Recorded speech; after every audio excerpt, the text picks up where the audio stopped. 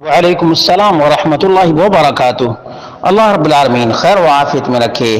سوال یہ تھا کہ اگر کوئی شخص چاہے کہ اللہ اسے جنت میں داخل کر دے تو وہ کیا کرے؟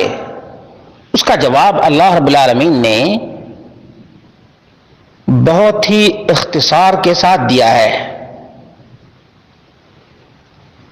اور اس پر کاربند رہے گا تو اللہ رب العالمین چاہے تو جنت کا حقدار بنا دے، اور وہ ہے ایمان جو شرک سے پاک ہو۔ ایمان جو شرک سے پاک ہو۔ آمنت باللہ وملائکتہ وکتبہ ورسلہ والیوم الآخر والقدر خیرہ وشرہ۔ ایمان۔ اور نمبر 2 عمل صالح۔ عمل صالح۔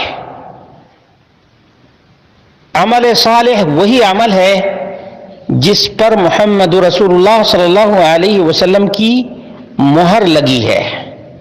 مہر، اسٹامپ محمد رسول اللہ صلی اللہ علیہ وسلم کا لگا ہوا ہے۔ اور عمل جو بدعات سے، ریاکاری سے، دکھاوے سے اور شرک سے پاک ہو۔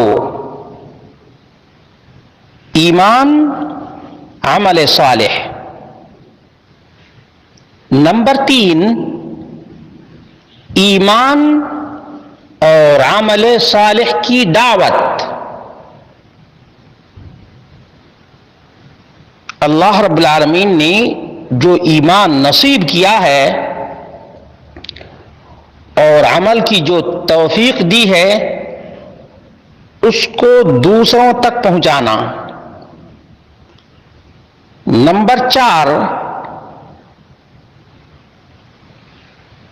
دعوت، تبلیغ، سنت کے پرچار اور ایمان کی نشر و اشاعت میں جو پریشانی، تکلیف، اذیت آئے اس پر صبر کرے، اس پر صبر کرے۔ یہ 4 چیزیں اہل جنت کے زیور ہیں، زیور۔ ان چاروں سے جو آراستہ پیراستہ اس دنیا سے چلا گیا اس کے لیے اللہ رب العالمین نے جنت رکھی ہے۔ اس کے لیے اللہ رب العالمین نے جنت رکھی ہے۔ یہ 4 چیزیں اللہ رب العالمین نے بہت ہی مختصر سی صورت کے اندر بیان فرمائی ہے، اور اس سورت کا نام بھی سورۃ العصر ہے۔ بسم اللہ الرحمن الرحیم۔ والعصر ان الانسان لفی خسر الا الذین آمنوا وعملوا الصالحات وتواصوا بالحق وتواصوا بالصبر۔ یہ 4 چیزیں مومن کے اندر ہوں، انسان کے اندر یہ 4 چیزیں ہوں تو اس کے لیے جنت کی راہیں رب کائنات ہموار کر دیتا ہے،